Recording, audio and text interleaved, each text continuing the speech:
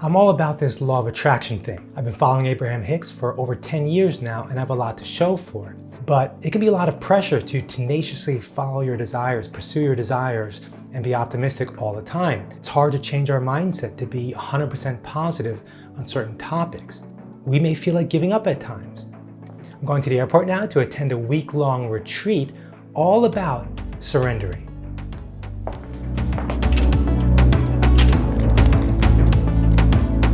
Is it okay if I talk to the camera, record myself? Thank you. Sorry, I'm self-conscious about it. It's a seminar by the non-dual spiritual teacher Rupert Spira. And in a very meaningful way, Rupert's teachings are the exact opposite of Abraham-Hicks. Abraham's law of attraction teachings are all about fulfilling your desires and getting what you want in life. And Rupert's teachings are the opposite. It's about not seeking happiness in objects, relationships, states of minds, and activities, but rather realizing that we're already naturally happy and that any meaningful, lasting happiness can only be had by realizing our true nature. So when do we give up the relentless pursuit of our desires? What if our unfulfilled, unrealized expectations are causing too much suffering? When do we call it quits?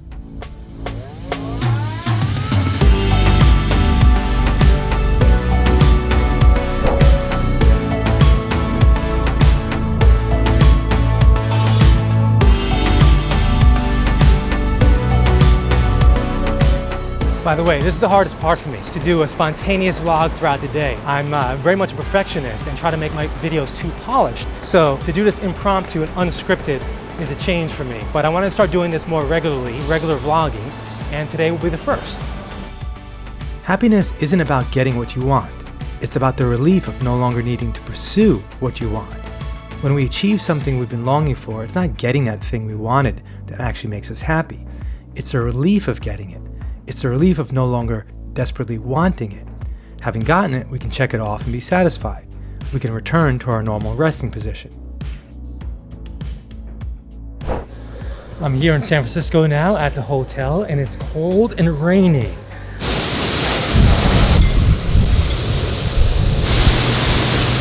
I'm gonna just eat something first and then check out the room and then go do a meeting from my room for a little bit before heading out to the first conference tonight, and I'll see you there.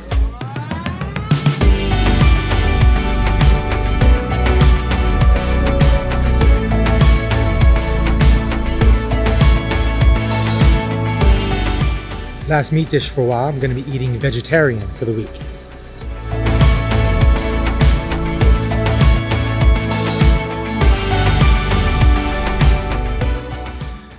I was this close to not doing the vlog today. Just before leaving, I got into an argument with my ex-wife about our son, and I was very discouraged, very disheartened. It was pretty difficult. I was very much distracted and I didn't want to do this. Life can be difficult because of our relationships, because of our attachments. Maybe the whole Buddhist non-attachment thing is the right approach. The Four Noble Truths: one, that life is suffering, and two, that suffering is caused by our attachments. But I'm very much attached to things. Like these videos, they're very important to me. I want to make this channel work, but it can be daunting. So is the idea to just give in a little when things become too difficult, when things become too much of a struggle? Is it about letting go of our distress and not necessarily our desires? Abraham-Hicks teaches about getting happy first and then taking inspired actions. To first get into a happy mindset, and then the actions that you're inspired to will bring more happiness. During the seminars, they joke with the audience about trying to get them to be happy regardless, whether or not they get everything they want or not. And that's exactly it, an unconditional happiness. And a nice side effect, according to the law of attraction, is that you actually do get what you want. But how do we do that? How can we be unconditionally happy? To be happy regardless of conditions and situations. It's the causeless joy of these non-dual teachings. And it's exactly what I'm going to learn about this week. Okay, first the definition of non-dual, meaning not two. It refers to the deeper nature of reality being a single entity. It's in reference to the Advaita Vedanta teachings of the Hindu religion. The premise of the teachings is that reality is fundamentally one whole entity. It's a collapse of the distinction between me and you, good and bad, God and the universe, etc. According to Rupert Spira, non-duality is the recognition that underlying the multiplicity and diversity of experience, there is a single, infinite, and indivisible reality, whose nature is pure consciousness, from which all objects themselves derive their apparently independent existence. What this means is that we share our being with all other living beings, and in fact with the entire universe. And according to the teaching, this being is inherently peaceful and unconditionally fulfilled. The teaching, therefore, is about realizing the truth of who we essentially are and allowing for that understanding to pervade our everyday lives, to think and act in accordance with and as an expression of this felt understanding.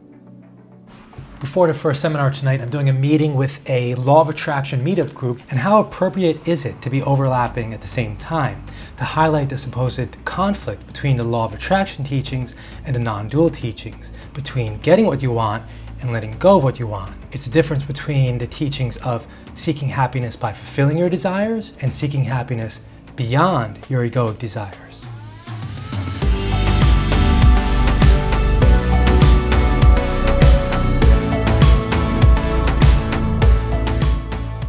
Last night's opening session was good. I didn't get a chance to explore the grounds because of the rain, but it cleared up. This is a very serene and peaceful place, perfect for detaching from life's pressures and incessant desires.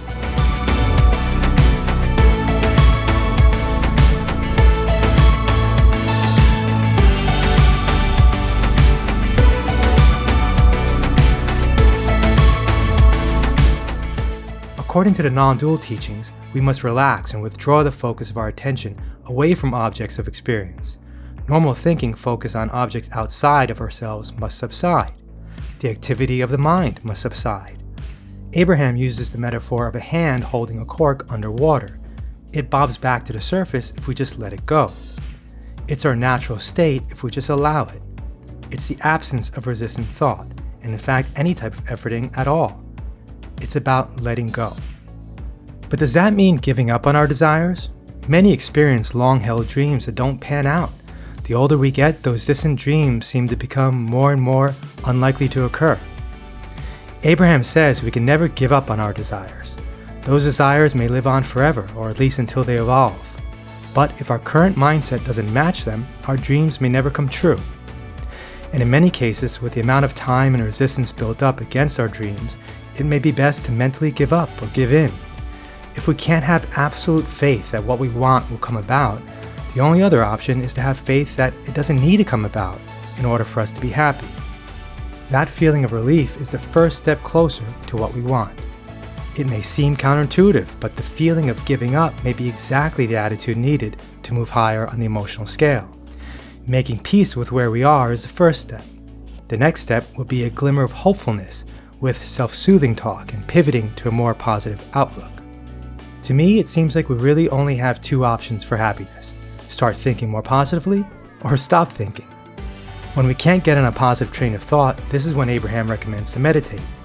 Through meditation, our incessant thoughts can subside, giving way to a realization of our true nature.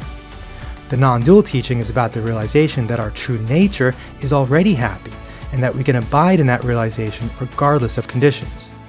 This approach seems to be the most lasting method of happiness, because no matter how good we get at getting what we want, there will always be more to pursue, and therefore more opportunities to be disappointed and suffer. Unless you can learn to be happy no matter what. And according to the law of attraction, a side effect of that unconditional happiness is actually attracting more of what you want anyway. Fast forward 5 days and there are some great teachings, but I'll cover them in future episodes. For now, I'm headed to the airport to get back home and spend Halloween with my son. The non-dual teachings can get us to that place of unconditional happiness by cutting through the illusion of a separate self that's at the mercy of resisting and seeking. A mind that no longer believes in its separate and limited qualities is one that is established in its true nature and can't be perturbed. We can then accept anything that happens in our lives. We can mentally give up. Or more accurately, we can give up the resistance to achieving or not achieving our desires, while at the same time still living in the world and pursuing them. Even if we can't give up on our desires, we can at least give up on our resistance to them. Rupert uses the analogy of an actor playing a role. The character's life on stage may be filled with turmoil and distress, but the actor himself may live a perfectly peaceful and fulfilled life. In the midst of getting caught up in the role and the emotions of it, the actor can simply realize who he really is. This realization of our true nature is the peace and happiness we seek. But for now, I really like playing this role. Ta-da!